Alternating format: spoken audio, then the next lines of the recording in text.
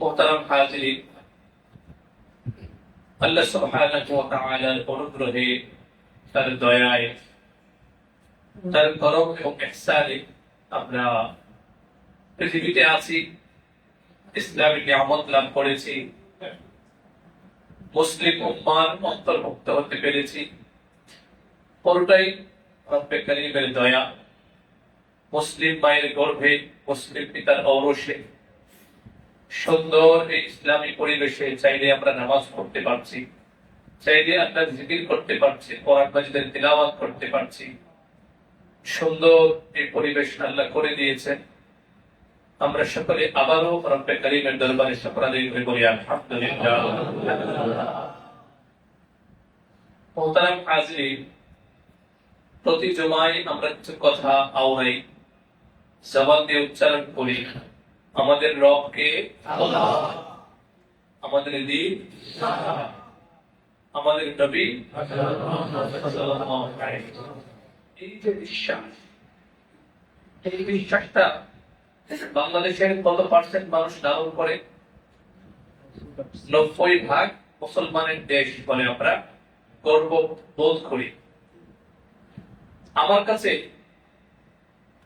বড় আশ্চর্যের লাগে, 90% মুসলিমের দেশ বাংলাদেশ, অথচ এ দেশটা শাসিত হয় অমুসলিমদের প্রণীত আইনের মাধ্যমে। এর চেয়ে হাস্যকর আর কি হতে পারে বলো? একজন মুসলিম তার ব্যক্তি জীবন, পারিবারিক জীবন, সামাজিক জীবন, রাষ্ট্রীয় জীবন, আন্তর্জাতিক জীবন, সর্বক্ষেত্রে সে ইসলামের অনুসরণ করবে, এটাই তো স্বাভাবিক, ঠিক কিনা? কিন্তু আমাদের মস্তিষ্কে, আমাদের চিন্তায়, চেতনায়, আমাদের মন মানসিকতায় এমন একটা বিষয় ঢুকিয়ে দেওয়া হয়েছে। আশ্চর্যের বিষয়, তুমি মুসলিম মসজিদে যাও, কিন্তু রাষ্ট্রে, সমাজে ইসলামী হুকুমত কায়েম হবে, শরিয়া ভিত্তিক রাষ্ট্র প্রতিষ্ঠিত হবে, এটা নিয়ে তুমি কথা বলতে পারবে না। এর চেয়ে আশ্চর্যের আর কি হতে পারে বলো? 90% মুসলমানের দেশ শাসিত হয় ব্রিটিশ। ওরা কি মুসলিম? মুসলমানদের ছিল শত্রুরা। তো সেই 70-80 বছর আগে, 100-150-200 বছর আগে যে আইন প্রণয়ন করেছিল, কি আশ্চর্যের বিষয়, মানে দাসত্বের কি চরম ভিন্ন দৃষ্টান্ত, যে 150-200 বছর আগে যারা আমাদের রক্ত চুষে দিয়ে, আমাদের সম্পদ লুট করে, আমাদের উপর নির্যাতন, নিপীড়ন, স্টিম রোলার চালিয়ে যারা আমাদেরকে সব দিক থেকে নিঃস্ব করে দিয়েছে, তাদের তৈরি আইন কানুন, তাদের তৈরি নিয়মাবলীর মাধ্যমে 90% মুসলমানের দেশটা শাসিত হচ্ছে। আশ্চর্যের বিষয়, কারাগারে, আইন আদালতে, সর্বক্ষেত্রে তাদের প্রণীত নিয়মগুলোই অনুসরণ করা হচ্ছে। এর চেয়ে দাসত্বের, এর চেয়ে গোলামীর, এর চেয়ে নিজের অস্তিত্ব বা আত্মমর্যাদা বোধ দেখানোর ভিন্ন কোনো দৃষ্টান্ত হতে পারে বলো? আমাদের সন্তানদেরকে শেখাতে হবে, জানতে হবে, আত্মমর্যাদা বোধ নিয়ে আমাদেরকে বাঁচতে হবে। আমরা মুসলিম, সর্বক্ষেত্রে আমাদের জন্য আল্লাহর পক্ষ থেকে নির্দেশনা আছে। 1450 বছর আগে ইসলাম স্পষ্ট ঘোষণা দিয়েছে, তোমাকে কখনো পশ্চিমের দিকে যেতে হবে না, তোমাকে কখনো পূর্বের দিকে যেতে হবে না, অমুসলিমদের কাছে ধর্ণা দিতে হবে না। আমি আল্লাহ জাল্লা জালালুহু আম্মা নাওয়ালুহু তোমাদের জন্য ঘোষণা করছি, আল-ইয়াওমা আকমালতু লাকুম দীনাকুম ওয়া আতমামতু আলাইকুম নি'মাতি ওয়া রাদিতু লাকুমুল ইসলাম দীনা। অন্য কারোর কাছে নাকে ফল দেওয়ার প্রয়োজন পড়বে না, তোমাদেরকে ওয়াইসদের কাছে কি মাথা নত করতে হবে না। মনে রেখো, আল-ইয়াওমা আকমালতু লাকুম দীনাকুম, আমি তোমাদের জন্য তোমাদের দ্বীন ইসলামকে সর্বদিক থেকে পরিপূর্ণ করে দিয়েছি, অতএব অন্য কোনো দিকে তোমাদের ঝোঁকার প্রয়োজন নেই। আমি মনে করি ব্রিটিশরা সবচেয়ে বড় যে ক্ষতিটা আমাদের করেছে, ব্রিটিশ বেনিয়ারা সবচেয়ে বড় যে ক্ষতিটা আমাদের করেছে, ইন্টেলেকচুয়ালি, বুদ্ধিভিত্তিক আমাদেরকে এত নিচে নামিয়ে দিয়েছে। ওদের রেখে যাওয়া নিয়ম কানুন, চিন্তা চেতনার বাইরে আমরা চিন্তাই করতে পারি না। এখনো পর্যন্ত সমাজের একটা বড় অংশ, আশ্চর্যের বিষয়, যে হুজুর মিম্বার থেকে কথা বলবেন আশ্চর্যের বিষয় কি জানে, এখানে আলহামদুলিল্লাহ নেই, অনেক জায়গায় বলা হয় যে হুজুর এই কথাগুলো বলবেন। অবস্থাটা এমন যে তিনি পারছেন না সরাসরি মিম্বারে বসতে বা মাহফিলের মঞ্চে বসতে, একজন খতিব সাহেবকে, একজন আলোচককে, একজন ইসলামিক স্কলারকে বলে দেওয়া হয় যে এই কথাগুলো বলবেন, অমুক অমুক অমুক কথাগুলো বলবেন না। এর চেয়ে হাস্যকর কিছু হতে পারে? যার এই যোগ্যতাটা নেই, কোন কথা বলতে হবে বা কোন কথা বলা যাবে না, এই অধিকার বা যোগ্যতা যার নেই, তার জন্য কি এই মিম্বারে বসার জায়েজ আছে? এটা কোনোভাবে সম্ভব হতে পারে? দুঃখজনক, মানে ইউরোপ, আমেরিকা বা ওয়েস্টের মাধ্যমে আমাদের মস্তিষ্ককে এমন ভাবে ঝালাই করা হয়েছে, আমরা চিন্তাই করতে পারি না যে রাষ্ট্রীয় ভাবে ইসলাম প্রতিষ্ঠিত হবে, ইসলামী হুকুমত কায়েম হবে, শরিয়া ভিত্তিক রাষ্ট্র কায়েম হবে। এই মুসলিম বঙ্গ, আমরা বারবার বলি, হাজার বছর ধরে মুসলিমরা এখানে আছে। ইতিহাস তো আপনারা সকলেই শুনেছেন, রমজানুল মুবারক তাফসীরে বলেছি, হযরত নূহ আলাইহিস সালামের প্রতি বর্গের মাধ্যমে এই মুসলিম বঙ্গ এটা আবাদ হয়েছে। এজন্য এখনো জুলুমের বিরুদ্ধে এই অঞ্চলে মানুষেরা সবার আগে জেগে ওঠে। আপনারা সবাই ইতিহাস সচেতন, আপনারা জানেন 190 বছর ব্রিটিশরা ভারত উপমহাদেশ শাসন করেছে। সবচেয়ে বেশি ওরা, সবচেয়ে বেশি চাপে ছিল এই বঙ্গদেশ, উপমহাদেশের যে পূর্বাঞ্চল, এই বঙ্গদেশ মুসলিম বঙ্গ থেকে সবচেয়ে বেশি চাপে ছিল। এই একবার বজলুর শাহ দাঁড়িয়ে যায়, আরেকবার হাজী শরীয়তুল্লাহ দাঁড়িয়ে যায়, আরেকবার তিতুমির দাঁড়িয়ে যায়। এভাবে একের পর এক বিদ্রোহ, একের পর এক পদের বিরুদ্ধে দাঁড়িয়ে যেত এই মুসলিম বঙ্গের বীর শার্দূল শাবকরা। এজন্য এখনো দেখুন, এখনো জুলুম নির্যাতনের বিরুদ্ধে অন্যরা যেখানে বছরের পর বছর জুলুম সহ্য করে, আলহামদুলিল্লাহ হযরত নূহ আলাইহিস সালামের মাধ্যমে, তাওহীদপন্থী নূহ আলাইহিস সালামের মাধ্যমে এবং তার সন্তানদের মাধ্যমে আবাদ হওয়া এই মুসলিম বঙ্গ, এই বাংলাদেশ, আলহামদুলিল্লাহ যে কোনো মুহূর্তে, যে কোনো সময় তারা দাঁড়িয়ে দিতে পারে, ঠিক কিনা? এখন আমাদের সন্তানদের মস্তিষ্ককে ছাড়াই করতে হবে, মস্তিষ্ককে এমন ভাবে তৈরি করতে হবে যেটা মুসলিম বঙ্গ, তাওহীদবাদীদের মাধ্যমে এদেশ আবাদ হয়েছে। ইসলামী এদেশের ভাগ্য, ইসলামী এদেশের চূড়ান্ত সফলতার মাধ্যম, এটা আমাদেরকে বোঝাতে হবে। বড় কষ্টের সঙ্গে কথাগুলো বলতে হয়, বারবার বলতে হয়। দেখুন, গতকাল রাতে 8:30টার দিকে গাজীপুর চান্দনা চৌরাস্তার যে ভয়ঙ্কর ঘটনাটি ঘটলো, আপনারা সবাই দেখেছেন, পড়েছেন, পত্রিকায় এসেছে। সাংবাদিক চাঁদাবাজির বিরুদ্ধে সামাজিক যোগাযোগ মাধ্যমে লাইভ করেছে, ব্যাস বিকেলবেলা লাইভ করেছে, রাত্রেবেলায় তাকে প্রকাশ্যে কুপিয়ে মেরে ফেলা হয়েছে বলুন না। কিছুদিন আগে মিটফোর্ডে একটা বনি আদম প্রকাশ্যে পাথর মেরে তাকে নিশ্চিহ্ন করে দেওয়া হয়েছে। নাউযুবিল্লাহ।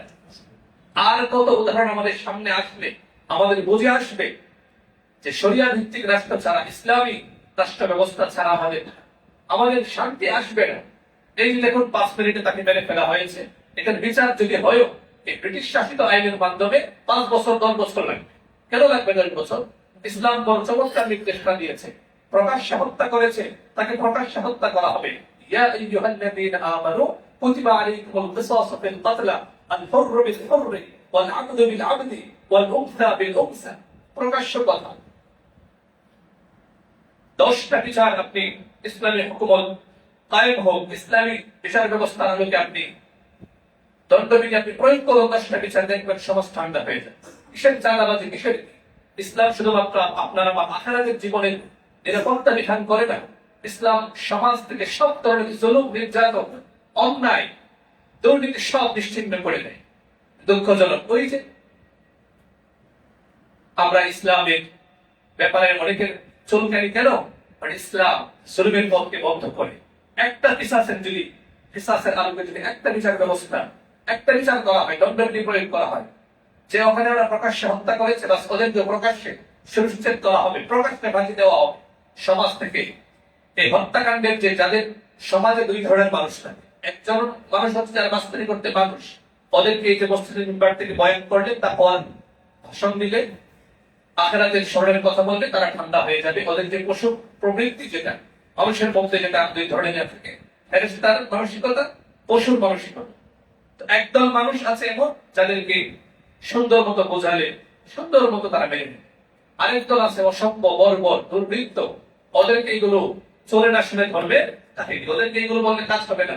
এজন্য ইসলাম চমৎকার নির্দেশনা দিয়েছে। বাস হত্যা করেছে, চাঁদাবাজি করেছে, বাস তার বিরুদ্ধে অ্যাকশনে যেতে হবে। কিসের 5 বছর 10 বছর? এ তো প্রকাশ্যে করা হত্যা করেছে, এখানে কোনো সাক্ষীর প্রয়োজন আছে?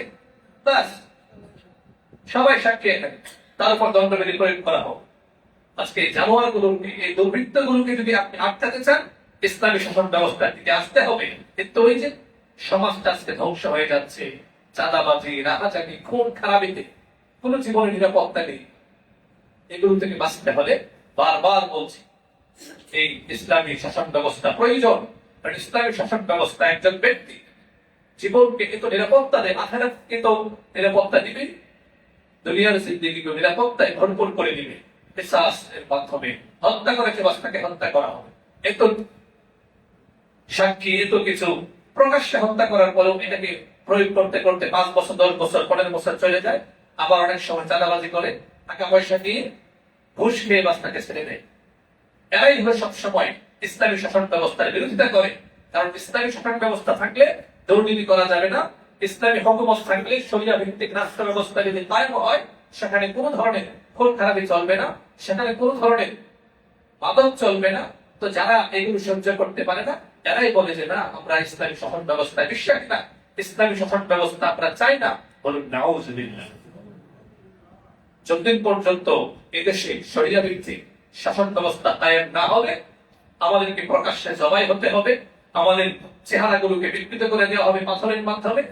এরপরে তাদেরকে যারা খুন করবে আমাদেরকে, তারা ওই আদালতে গিয়ে, জেলখানায় গিয়ে তারা জামায়া ধরে ঘুরতে থাকবে। বলুন নাউজুবিল্লাহ। এজন্য বারবার বলি, সন্তানদেরকে শিক্ষা দিন, বোঝান, আমরা বোঝাই। একটা সমাজ আল্লাহ আমাদেরকে বানিয়েছেন, তিনি ভালো জানেন আমাদের মধ্যে কিভাবে নিরাপত্তা আসবে। একটা মোবাইল যে বানায়, যে কারিগর, যে ইঞ্জিনিয়ার, সেই তো জানে এটা কিভাবে ভালো থাকবে, ঠিক কিনা? আল্লাহ সুবহানাহু ওয়া তাআলা আমাদেরকে বানিয়েছে সমাজের মধ্যে কিভাবে শান্তি আসবে, এটাই ভালো জানে। এক হচ্ছে একদিক থেকে তাকওয়ার আলোচনা, আখিরাতের ভয়, আল্লাহর সামনে জবাবদিহিতার ভয়, এটাকে জাগরুক রাখতে হবে, আলোচনা চলতে থাকবে। আর এই দুর্বৃত্ত পশুদেরকে নিয়ন্ত্রণ করার জন্য ইসলামী দণ্ডবিধি প্রয়োগ করতে হবে। এখানে কোনো ধরনের ছাড় দেওয়া যাবে না। এই দুটা বিষয় যদি একটা সমাজের মধ্যে চলে, ইনশাআল্লাহুল আজিজ সমাজ শান্তিময় সমাজ হবে। এছাড়া যতই আমরা পুলিশিং করি, যতই আমরা লেখালেখি করি, যত কিছুই করি, একদিকে তাকওয়ার ওয়াজ, আরেক দিক থেকে ইসলামী দণ্ডবিধির প্রয়োগ, এই দুটা যদি না থাকে, যতই পুলিশ বাড়ানো হোক, যতই আইন শৃঙ্খলার উন্নতির জন্য অনেক সদস্য যুক্ত করা হোক, কোনো লাভ হবে না। এটা এটা এটা কোনো বানোয়ার কথা বলা হচ্ছে? 56 বছর দেখছি আমরা বাংলাদেশের ইতিহাসে এগুলো হচ্ছে না। একমাত্র আমাদের শান্তি, আমাদের নিরাপত্তা শরিয়া ভিত্তিক রাষ্ট্র কায়েমের মাধ্যমে এবং ইসলাম যে দণ্ডবিধি দিয়েছে সেগুলো যদি আমরা প্রয়োগ করতে পারি, তাহলে কেবল আমাদের শান্তি আসবে, এছাড়া আসবে না। আল্লাহ আমাদের সকলকে বোঝার তৌফিক দান করুন, বলুন আমিন। মুহতারাম হাজিরিন, আজকে আমরা যে বিষয়ে কথা বলতে চাই সেটা হচ্ছে কোরআন সুন্নাহর আলোকে জুলুমের পরিচয় এবং ভয়াবহতা। জুলুমের সমাজ বিধ্বস্ত হয়ে গিয়েছে। যে যেখানে পারছে সেখানে জুলুম করছে, যার যতটুকু ক্ষমতা আছে বাস সে সেখানে জুলুম করে বেড়াচ্ছে। অথচ কোরআন এবং সুন্নাহয় জুলুমের বিরুদ্ধে জিরো টলারেন্স জারি করা হয়েছে।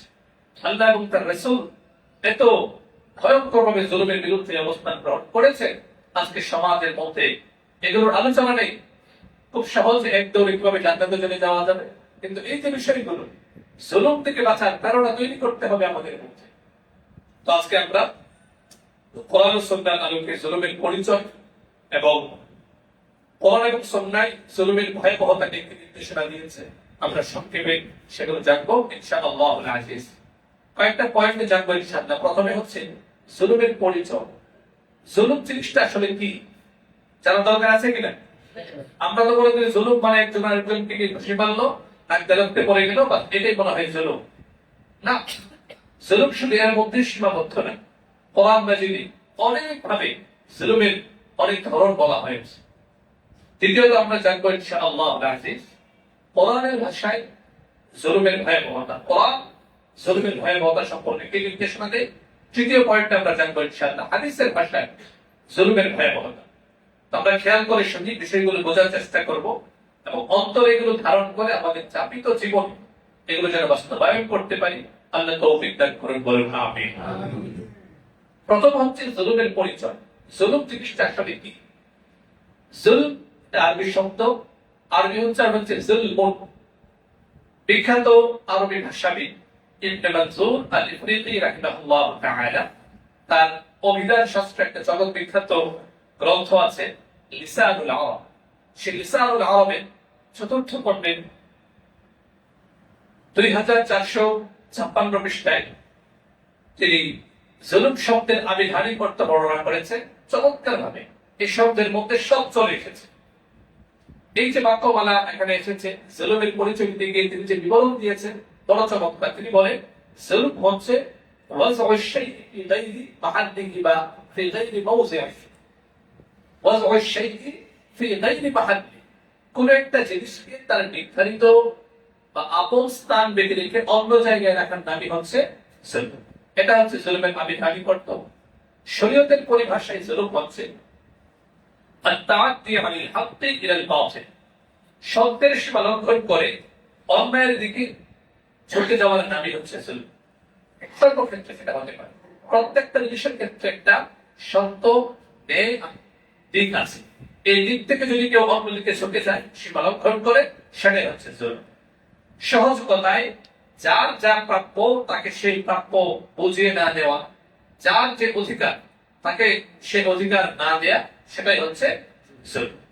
কারো অধিকার হরণ করা, বিনা অপরাধে নির্যাতন করা, আর্থিক দৈহিক ও মর্যাদার ক্ষতি সাধন, মানহানিকর অপবাদ দেওয়া, এইটা আমাদের সমাজের মধ্যে এত বেশি সন্দেহের উপর ভিত্তি করে কারো ব্যাপারে আমরা খুব খারাপ মন্তব্য করে ফেলি, অথচ এটা অনেক বড় জুলুম, অত্যন্ত ভয়ঙ্কর জুলুম। এটা আপনি একজনকে খুশি পারলেন, তার শরীর থেকে রক্ত ঝরলো, এটা যতটুকু ভয়ঙ্কর, তার চেয়ে আর ভয়ঙ্কর হচ্ছে একটা মানুষের ইজ্জত সম্ভ্রম, তার সম্মানকে হানি করা, অথচ এটা আমাদের জন্য আমাদের সামনে একেবারে স্বাভাবিক।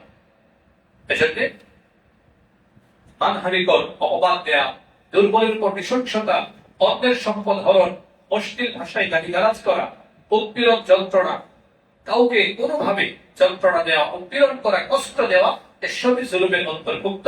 এসব কিছুর মাধ্যমে জুলুম সাব্যস্ত হবে। যে জুলুম আল্লাহ এবং রাসূলের কাছে অত্যন্ত ঘৃণিত ভয়ঙ্কর পাপ, এই জুলুমের মাধ্যমে ব্যক্তি, সমাজ, রাষ্ট্র, সর্বত্র আল্লাহর পক্ষ থেকে আযাব আসে। বলুন নাউযুবিল্লাহ।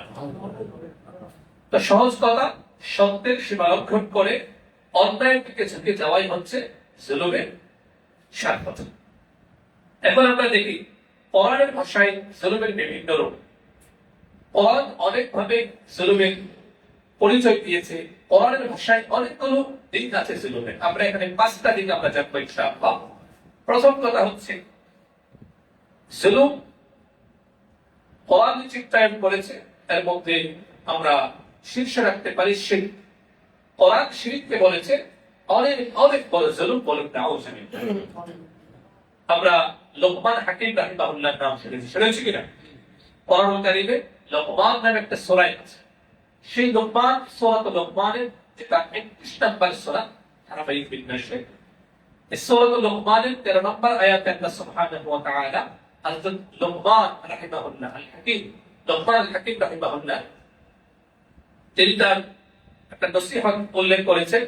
লোকমান হাকিম রাহিমাহুল্লাহ তার সন্তানকে লক্ষ্য করে তিনি বলছিলেন, وَإِذْ قَالَ لُقْمَانُ لِابْنِهِ وَهُوَ يَعِظُهُ يَا بُنَيَّ لَا تُشْرِكْ بِاللَّهِ يَا بُنَيَّ لَا تُشْرِكْ بِاللَّهِ إِنَّ الشِّرْكَ لَظُلْمٌ عَظِيمٌ।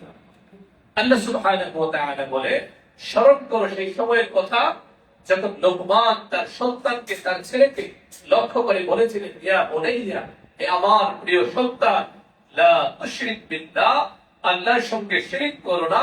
মনে রেখো ইন্না শিরকা লাযুলমুন আযীম, শিরক হচ্ছে অনেক অনেক বড় জুলম, অনেক অনেক বড় সীমালঙ্ঘন, অনেক অনেক বড় পাপ। বলি নাউযুবিল্লাহ। তাহলে কোরআনের ভাষায় আমরা প্রথমে জানলাম শিরক হচ্ছে অত্যন্ত ভয়ঙ্কর একটা জুলম। কারণ নিয়ম তো হচ্ছে প্রত্যেকটা জিনিসকে আপন জায়গায় রাখা। একজন মানুষ যখন আল্লাহ সুবহানাহু ওয়া তাআলার সঙ্গে শিরক করে, আল্লাহ সুবহানাহু ওয়া তাআলার সঙ্গে সে যখন শরীক সাব্যস্ত করে, তাহলে কেমন যেন ওই শরীককৃত বস্তুটাকে আল্লাহর সঙ্গে মিলানো হলো, অথচ আল্লাহ সুবহানাহু ওয়া তাআলা তার সিফাতে, তার সব দিক থেকে তিনি একক অনন্য, লাইসা কামিসলিহি শাই, আল্লাহর মতো কোনো কিছুই হতে পারে না। তাহলে আল্লাহ সুবহানাহু ওয়া তাআলাকে যতটুকু সম্মান, মর্যাদা, যতটুকু অবস্থান, আমরা সেখানে অন্য আরেকটাকে রেখে দিলাম, এটাই তো জুলুম, ঠিক কিনা? তাহলে কোরআনের ভাষায় জুলমের একটা প্রকার হচ্ছে, বা শীর্ষ প্রকার হচ্ছে শিরক। কোনোভাবেই শিরকের সঙ্গে যুক্ত হওয়ার সুযোগ নেই। দ্বিতীয় আরেকটা প্রকার হচ্ছে গুনাহ বা পাপাচারে লিপ্ত হওয়া। কোরআনের ভাষায় এটাও জুলুম, এবং এই জুলুমটা একজন পাপাচারী ব্যক্তি নিজের উপরই করে। আমরা হযরত আমাদের যে আদি পিতা হযরত আদম আলাইহিস সালামের সেই বরকতপূর্ণ প্রসিদ্ধ দোয়া আমরা নামাজের পর পরে প্রায় পড়ি, রব্বানা যালামনা আনফুসানা ওয়া ইন লাম তাগফির লানা ওয়া তারহামনা লানাকুনান্না মিনাল খাসিরিন। হযরত আদম আলাইহিস সালামের অত্যন্ত চমৎকার বরকতময় দোয়া, যে আল্লাহ, আমি নিজের উপর, আমরা নিজেদের উপর জুলুম করেছি, মালিক যদি আপনি দয়া না করে, অনুগ্রহ না করে, নিঃসন্দেহে আমরা ক্ষতিগ্রস্ত হয়ে যাব। নিজের উপর জুলুম করা মানে আমরা সকলেই জানি, হযরত আদম আলাইহিস সালাম ভুল করে ফেলেছিলেন। আল্লাহর হুকুম নির্দিষ্ট একটা গাছের কাছে না যাওয়া, তো এক্ষেত্রে উচিত ছিল যে গাছের কাছে না যাওয়া। এখন গাছের কাছে চলে যাওয়াটাই হচ্ছে একটা জুলুম। তো তিনি ভুল করে ফেলেছিলেন, এবং এই যে ভুল, এটাকে তিনি বলছেন রব্বানা যালামনা আনফুসানা, আমি নিজের উপর জুলুম করেছি। এভাবে কোরআন মাজিদে আরো একাধিক জায়গায় গুনাহ বা পাপাচারকে জুলুম বলা হয়েছে। গুনাহ বা পাপাচারকে জুলুম বলা হয়েছে। সূরাতুন নিসা 110 নম্বর আয়াতে আল্লাহ সুবহানাহু ওয়া তাআলা বলেন, ওয়া মান ইয়া'মাল সুআন আও ইয়াযলিম নাফসাহু সুম্মা ইস্তাগফিরিল্লাহ ইয়াজিদিল্লাহ গফুরার রহিমা। সূরাতুন নিসা 110 নম্বর আয়াত। আল্লাহ বলে, যে ব্যক্তি কোনো খারাপ কাজ করে অথবা নিজের উপর জুলুম করে, মানে কোনো পাপাচারের সঙ্গে যুক্ত হয়ে যায়, মানে পাপাচার এটা একটা জুলুম, এটা একটা অন্যায়। তো যে এমন কাজটা করে ফেলে শয়তানের ধোঁকায়, এরপর সে যদি ইস্তিগফার করে, আল্লাহর কাছে ক্ষমা প্রার্থনা করে, আল্লাহ সুবহানাহু ওয়া তাআলা বলে সে বান্দা যেন জেনে রাখে ইয়াজিদুল্লাহ গফুরার রহিমা, সে আল্লাহ সুবহানাহু ওয়া তাআলাকে ক্ষমাশীল এবং দয়ালু হিসেবে পাবে। বলুন সুবহানাল্লাহ।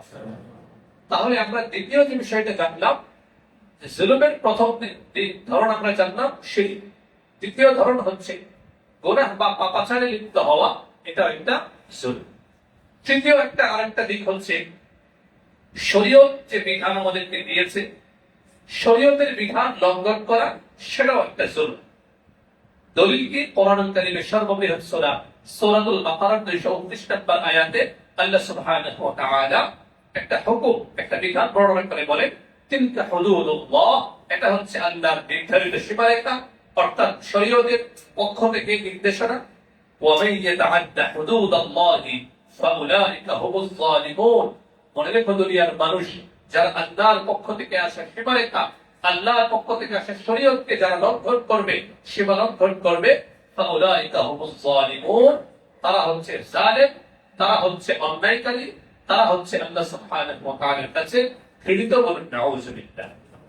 তাহলে জুলুমের তৃতীয় ধরন হচ্ছে শরীয়তের সীমা যেটা আছে সেটাকে লঙ্ঘন করা, অর্থাৎ শরীয়ত পরিপন্থী কাজ করাটা হচ্ছে একটা জুলুম।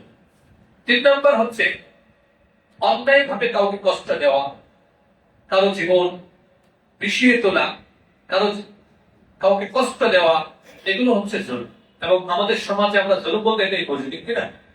কেউ কাউকে কষ্ট দিল, কারো জীবনে যন্ত্রণা হয়ে দাঁড়ালো, যে কোনো ভাবে সেটা সরাসরি ঘুষি মেরে হোক, সেটা সরাসরি তার বিরুদ্ধে কোনো অপবাদ দিয়ে হোক, বা তার মানহানি করে হোক, বা যে কোনো ভাবে কেউ কারো জীবনকে অন্যায় ভাবে প্রতিষ্ঠা করে তুললো, বিভিন্ন ভাবে তাকে কষ্ট দিল, এটা জুলম, এটা অত্যন্ত ভয়ঙ্কর কাজ।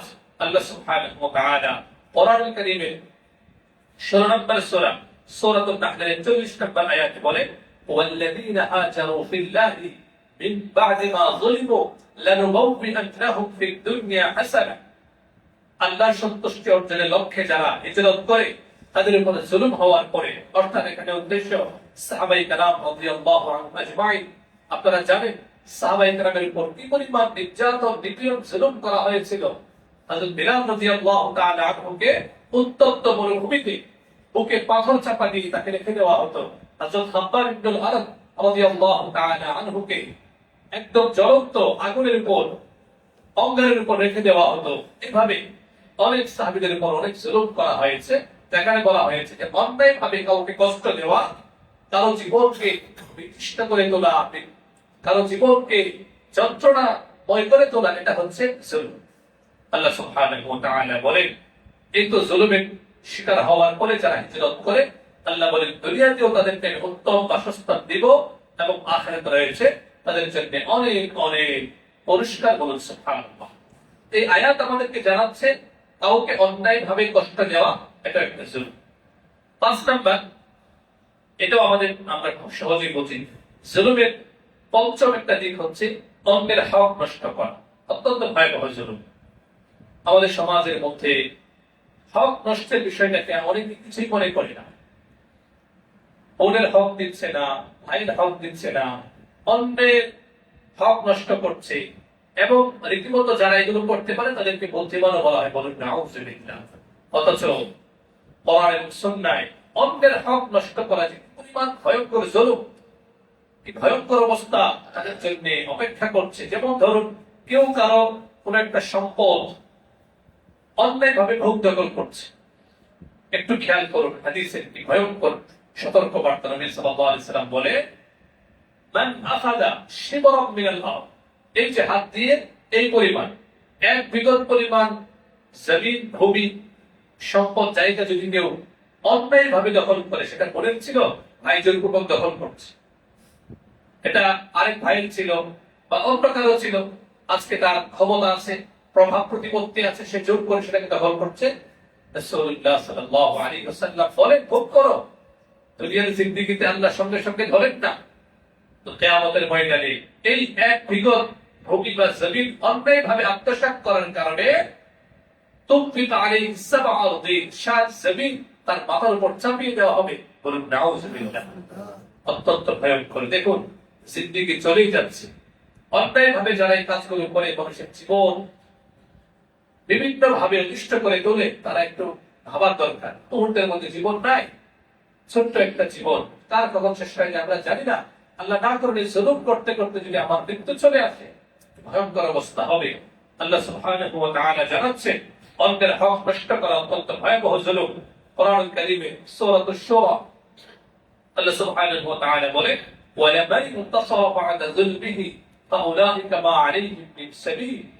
কেউ যদি কারো উপর জুলুম করে, তাহলে ওই জালেমের উপর যতটুকু সে জুলুম করেছে ততটুকু বদলা সে নিতে পারে। ইন্নামাস সাবিলু আলাল্লাযীনা ইয়াজলিমুনা আন-নাস ওয়া ইয়াবগুনা ফিল আরদি বিগাইরিল হক উলাইকা লাহুম আযাবুন আলীম। যারা মানুষের উপর জুলুম করে, অন্যায় ভাবে পৃথিবীতে বিশৃঙ্খলা সৃষ্টি করে, মানুষের জীবনকে অনিষ্ট করে তোলে, আল্লাহ সুবহানাহু ওয়া তাআলা বলেন, উলাইকা লাহুম আযাবুন আলীম, তাদের জন্য যন্ত্রণাদায়ক শাস্তি অপেক্ষা করছে। বলুন নাউযুবিল্লাহ। তো কোরআন মাজিদে এই 5টি প্রকারের কথা আছে, আরো আছে, আমরা সেখান থেকে বাছাই করে নির্বাচন করে 5টা বিষয় বললাম। 1 নাম্বার হচ্ছে শিরক, এটা জুলম। 2 নাম্বার হচ্ছে পাপাচার, গুনাহে লিপ্ত হওয়া, সেটাও জুলম। 3 নাম্বার হচ্ছে আল্লাহ প্রদত্ত শরীয়তের সীমারেখা লঙ্ঘন করা, সেটাও জুলম। 4 নাম্বার অন্যায় ভাবে কাউকে কষ্ট দেওয়া, কারো জীবনকে অতিষ্ঠ করে তোলা, কারো মানহানি করা, অপবাদ দেওয়া, এগুলো জুলম। এরপরে 5 নাম্বার অন্যের হক নষ্ট করা, এটা অত্যন্ত ভয়াবহ জুলুম। এখন আমরা কোরআনের ভাষায় আমরা দেখব, এই যে জুলুমের বিভিন্ন দিক ধরন বলা হয়েছে। এই জুলুমে যারা লিপ্ত হয়, যারা জালেম হয়, আমরা শুধু মনে করি যারা শাসক বা বড় পদে আছে তারাই কেবল জুলুম করে না, তারা তো জুলুম করছে, অনেকেই এক্ষেত্রে জুলুম করে। আমরা প্রত্যেকে জায়গা থেকে আমরা অনেক সময় জালেম হিসেবে আবির্ভূত হই। এজন্য খুব সতর্ক থাকতে হবে। এটা বলার সুযোগ নাই যে আমি তো কোনো শাসক না, আমি তো কোনো বড় কোনো পদে নেই, অতএব আমি জালেম না। না, এই যে পাঁচটা বিষয় বলা হলো, এর মধ্যে কি শুধুমাত্র শাসকরাই অন্তর্ভুক্ত নাকি সবাই আসতে পারে? যে শিরক করবে সে জালেম, যে গুনাহের মধ্যে লিপ্ত হবে সে জালেম, যে কোনোভাবে মানুষের জীবনকে অনিষ্ট করে তুলবে। বাসায় কেউ ঘুমাচ্ছে, আপনি আওয়াজ করে করে কোরআন তেলাওয়াত ছেড়ে দিলেন, বাধ্যত কোরআন তেলাওয়াতটা এটা ভালো আমল কিনা? কিন্তু এক্ষেত্রে এটা কি ভালো আমল বলে সাব্যস্ত হবে? এক্ষেত্রে কিন্তু এটা জুলুম হবে। কেন? আরেকজনের ঘুমকে নষ্ট করা হচ্ছে, এটাও কিন্তু জুলুম। হয়তো দেখা যাবে আপনি পরিবারের প্রধান, আপনি বাবা, বড় ভাই, আপনার সন্তান কিছু বলবে না, কিন্তু আল্লাহ সুবহানাহু ওয়া তাআলার কাছে আপনাকে জবাব দিতে হবে। এজন্য যারা বিভিন্ন ভাবে জুলুম করে তাদেরকে ভয়ঙ্কর পরিণতি, কোরআনের ভাষায় পাঁচটা পরিণতি আমরা খেয়াল করে শুনি। আল্লাহ সুবহানাহু ওয়া তাআলা জানাচ্ছেন এক নম্বর পরিণতি, যারা জুলুম করে, মানুষের জীবনকে যারা অনিষ্ট করে, বিভিন্ন ভাবে মানুষের জীবন, ধন সম্পদ, ইজ্জত আবরুকে নিয়ে যারা ছিনিমিনি খেলে, আল্লাহ সুবহানাহু ওয়া তাআলা জানাচ্ছেন এক নম্বর, আল্লাহ জালেমদের ব্যাপারে বেখবর নন। দেখা যাচ্ছে সে জুলুম করেই যাচ্ছে, এক সম্পদ দখল করে, ওর উপর অত্যাচার করে, ওকে যা ইচ্ছা তা গালিগালাজ করে, বিভিন্ন ভাবে সে মানুষের উপর জুলুম করে যাচ্ছে। আল্লাহ সুবহানাহু ওয়া তাআলা কোরআনুল কারীমে 14 নম্বর সূরা সূরাতুল ইব্রাহিমে 42 নম্বর আয়াতে জানাচ্ছেন, দুনিয়ার মানুষ খেয়াল করো, ওয়ালা তাহসাবান্নাল্লাহা গাফিলান আম্মা ইয়ামালুজ জালিমুন। জালেমরা যা করছে তোমরা আল্লাহকে এ ব্যাপারে বেখবর মনে করো না। আল্লাহ সব দেখছেন, সব জানেন। ইয়ালামু খাইনাতাল আ'য়ুনি ওয়া মা তুখফিস সুদূর ইন্নাহু আলীমুম বিযাতিস সুদূর। অন্তরের বিষয়ে তিনি জানেন। আল্লাহ বলেন, ইন্নামা ইউআখিরুহুম লিয়াউমিন তাশখাসু ফীহিল আবসার। ঢিল দিচ্ছেন আল্লাহ, জালেমদেরকে ঢিল দিচ্ছেন। বড়শিতে বড় মাছ লাগলে সঙ্গে সঙ্গে টানতে চলে ফেলা হয়, ছেড়ে চলে যাবে না, ঢিল দেওয়া হয়, যাও দৌড়, দৌড়ো, এক সময় টান দিয়ে একেবারে কড়াইয়ের মধ্যে নিয়ে আসা। আল্লাহ সুবহানাহু ওয়া তাআলা বলেন, দুনিয়াতে যারা জুলুম করছে, মানুষের জীবনকে যারা অনিষ্ট করছে, তারা যেন আল্লাহ সুবহানাহু ওয়া তাআলাকে গাফিল মনে না করে। আল্লাহ সব জানেন। আল্লাহ সুযোগ দিচ্ছেন লিয়াউমিন তাশখাসু ফীহিল আবসার। এমন একদিনের জন্য, এমন একদিন পর্যন্ত আল্লাহ তাদেরকে সুযোগ দিচ্ছে যেদিন চক্ষুগুলো বিস্ফোরিত হবে, ভয়ে ভীত সন্ত্রস্ত হবে। সেদিন আল্লাহ জালেমদেরকে ধরে ধরে জাহান্নামের মতো গহ্বরে ফেলে দিবেন। বলুন নাউযুবিল্লাহ। তো এক নাম্বার সতর্কবার্তা জালেমদের জন্য, কোরআনের ভাষায় সাবধান, আল্লাহকে বেখবর মনে করো না। দুই নাম্বার, জালেমরা অচিরেই তাদের পরিণতি ভোগ করবে। কোরআনুল কারীমের 26 নম্বর সূরা সূরাতুশ শুআরা 227 নম্বর আয়াত আল্লাহ সুবহানাহু ওয়া তাআলা বলে, ওয়াসায়ালামুল লাযীনা যালামু আইয়া মুনকালাবিন ইয়ানকালিবুন। অচিরেই তারা জানতে পারবে, জালেমরা জানতে পারবে কোন প্রত্যাবর্তন স্থল তারা গমন করবে, মানে কোথায় যাবে। অর্থাৎ অচিরেই তারা তাদের পরিণতি হিসেবে জাহান্নামে চলে যাবে। বলুন নাউযুবিল্লাহ। তিন নম্বর শাস্তি, জালেম এবং তাদের সহযোগী যারা, তাদের জন্য জাহান্নাম অপেক্ষা করছে। বলুন নাউযুবিল্লাহ। আল্লাহ এখানে সরাসরি বলে দিয়েছে। অনেকে আছে জুলুম তো নিজে করে না, কিন্তু জালেমের পক্ষে অবস্থান গ্রহণ করে না, সুযোগ নেই। আল্লাহ সুবহানাহু ওয়া তাআলা কোরআনুল কারীমের 11 নম্বর সূরা সূরাত হুদের 113 নম্বর আয়াতে বলেন, ওয়ালা তারকানু ইলাল্লাযীনা যালামু ফাতামাসসাকুমুন নার। সাবধান, জুলুম তো করবেই না, যারা জুলুম করে তাদের দিকে ঝুঁকে যাবে না। যদি তুমি জালেমের সহযোগী হও, জুলুম করো, জালেমের সহযোগী হও, আল্লাহ বলেন ফাতামাসসাকুমুন নার, তোমাকে জাহান্নামের ভয়াল আগুন তোমাকে স্পর্শ করবে। বলুন নাউযুবিল্লাহ। তিন নম্বর শাস্তি হচ্ছে, জালেম যারা মানুষের জীবনকে যারা অনিষ্ট করে, তাদের জন্য জাহান্নামের আগুন অপেক্ষা করছে। চার নম্বর শাস্তি, আল্লাহ সুবহানাহু ওয়া তাআলা জানাচ্ছেন, জালেমরা কখনো সফল হবে না, সাকসেসফুল তারা হবে না। তাদের জন্য দুনিয়াতে লাঞ্ছনা আসবে। দুদিন আগে পরে ইতিহাস জানাচ্ছে, আমরা দেখি জালেমরা কখনো সফল হতে পারে না, লাঞ্ছনা তাদের জন্য অপেক্ষা করছে। কোরআনুল কারীমের 12 নম্বর সূরা সূরা ইউসুফের 23 নম্বর আয়াতে আল্লাহ বলেন, ইন্নাহু লা ইফলিহুজ জালিমুন, যতই হম্বিতম্বি দেখো না কেন, নিঃসন্দেহে লা ইফলিহুজ জালিমুন, জালেমরা কখনো সফলতা অর্জন করতে পারবে না। 5 নম্বর, আল্লাহ সুবহানাহু ওয়া তাআলা জানাচ্ছেন জালেমরা আখিরাতে কোনো সাহায্যকারী পাবে না। দুনিয়াতে হয়তো তাদের কিছু মুরিদ তারা পেতে পারে, তাদের কিছু শিষ্য শাগির্দ পেতে পারে, কিন্তু আখিরাতে জালেমদের জন্য কোনো সাহায্যকারী থাকবে না। সূরাতুল মাইদার 72 নম্বর আয়াতে আল্লাহ বলে, ওয়া মা লিয-যালিমিনা মিন আনসার, জালেমদের জন্য কোনো সাহায্যকারী থাকবে যদি সাবধান। কোরআনের এই কথাগুলো ভুল হওয়ার, মিথ্যা হওয়ার কোনো আশঙ্কা আছে? সাবধান। জুলুম আল্লাহ এই মুহূর্তে শাস্তি দিচ্ছেন না বলে ইতিহাসের সবচেয়ে করুণ বাস্তবতা হচ্ছে ইতিহাস থেকে কেউ শিক্ষা নেয় না। জালেমকে আমরা যে ঢিল দেয়, জালেম মনে করে যা ইচ্ছে তা করবো, যা ইচ্ছে তা করে ফেলবো। যখন আল্লাহ টান দেন, একেবারে টান দিয়ে জাহান্নামে অতল গো বলে আল্লাহ দিয়ে ফেলে দেন। এজন্য খুব সতর্ক থাকতে হবে, সাবধান থাকতে হবে। সংক্ষেপে এখন আমরা জানবো হাদিসের ভাষায় জুলুমের ভয়াবহতা। 1 নম্বর, আল্লাহ সুবহানাহু ওয়া তাআলা জুলুমকে হারাম করে দিয়েছেন। কোরআন কারীমের আলোকে আমরা জানলাম, হাদিসে বলছে সহিহ মুসলিম শরীফের বর্ণনা 2577 নম্বর হাদিস, রাসূলুল্লাহ সাল্লাল্লাহু আলাইহি ওয়াসাল্লাম জানাচ্ছেন আল্লাহ সুবহানাহু ওয়া তাআলা বলেন, ইয়া ইবাদি ইন্নী হারামতুজ যুলমা আলা নাফসি ওয়া জাআলতুহু বাইনাকুম মুহাররামান ফালা তাযালামু। আমার প্রিয় বান্দা, আমি আল্লাহ জাল্লা জালালুহু আম্মা নওয়ালুহু নিজের উপর জুলুমকে হারাম করে দিয়েছি এবং তোমাদের উপর জুলুম হারাম, কোন ধরনের জুলুম তোমরা করতে পারবে না। ফালা তাযালামু, অতএব তোমরা কোনোভাবে জুলুম করবে না। তো আল্লাহ সুবহানাহু ওয়া তাআলার ভাষ্যমতে জুলুম সম্পূর্ণ নিষিদ্ধ, হারাম কাজ। 2 নম্বর হাদিসের ভাষায় 2 নম্বর শাস্তি হচ্ছে আমাকে যারা আমরা যদি নাউযুবিল্লাহ জুলুমে লিপ্ত হই, আমাকে জুলুমের মূল্য দিতে হবে। অবশ্যই জুলুমের মূল্য দিতে হবে, এখানে কোনো ধরনের ছাড় নেই। সহিহ বুখারী শরীফের 2459 নম্বর হাদিস, বিখ্যাত হাদিস, আবু হুরায়রা রাদিয়াল্লাহু আনহু বলেন, নবী সাল্লাল্লাহু আলাইহি ওয়াসাল্লাম ইরশাদ করেন, মান কানাত লাহু মাসলামাতুন লিআখিহি মিন আইযিহি আও শাইইন ফালইতাহাল্লালহু মিনহু আল-ইয়াওম। যদি কেউ কারো উপর কোনো জুলুম করে থাকে, কারো কোনো সম্মানহানি করে থাকে বা কোনোভাবে কারো উপর জুলুম করে থাকে, সেটা আজকে মুআমালা সাফ করে নেয়, তার কাছ থেকে ক্ষমা চেয়ে নেয়। কোনো সম্পত্তি নিয়ে থাকলে সম্পত্তি যেন ফিরিয়ে দেয়, কারণ এমন একদিন আসবে সেদিন কোন ধন সম্পদ কাজে আসবে না।